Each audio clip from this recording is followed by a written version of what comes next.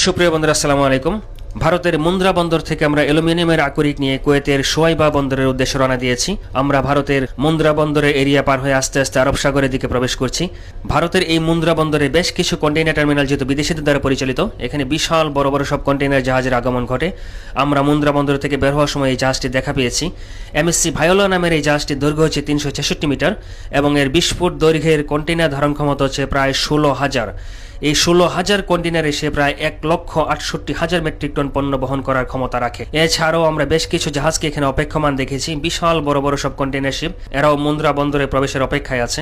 এরপর মুন্দ্রা বন্দরের area per হয়ে আমরা যখন আরব সাগরে প্রবেশ করি তখন ভারতীয় ফিশিং ট্রলারগুলোর দেখা পাই। দেখুন, সূর্য এখানে এমনভাবে আলো দিচ্ছে, মনে হচ্ছে যেন আসমান থেকে কেউ টর্চ লাইটের আলো সমুদ্রের উপরে ছড়িয়ে দিয়েছে। কি অদ্ভুত সুন্দর দৃশ্য।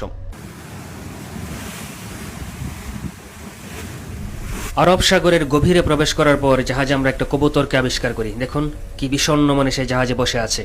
আমি যে তার খুব কাছে এসে ভিডিও করছি এতে সে বিন্দুমাত্র বিচলিত নয়, কারণ সে জানে তার বিপদ যা হওয়ার হয়ে গিয়েছে।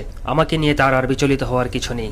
আমি যদি তাকে এখন খাবারও দিই সে কোনো খাবার গ্রহণ করবে না। সে এখন তার পরিবার এবং বন্ধু বান্ধবদের বিরহে কাতর। আমরা যখন কোনো বন্দর থেকে জাহাজ নিয়ে বের হয়ে আসি তখন প্রতিবারই এরকম কোনো না কোনো পাখি বা কবুতর মিসগাইডেড হয়।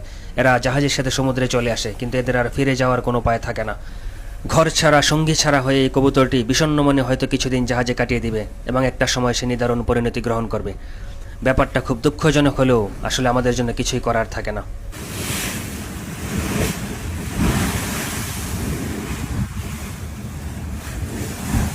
দিনের শেষে আরব সাগরে সূর্য অস্ত যাচ্ছে। দেখুন, শান্ত সমুদ্র এবং আকাশকে কি অদ্ভুত রঙে সাজিয়ে সূর্যটা অস্ত যাচ্ছে।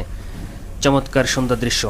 আমরা এই আরব সাগর 3 দিনে পাড়ি দিয়ে এরপর পারস্য উপসাগরে প্রবেশ করব এবং এরপর আরও একদিন চলে কুয়েতের সোয়াইবা বন্দরে পৌঁছাবো। ভালো থাকবেন, আবার কথা হবে অন্য কোনো ভিডিওতে।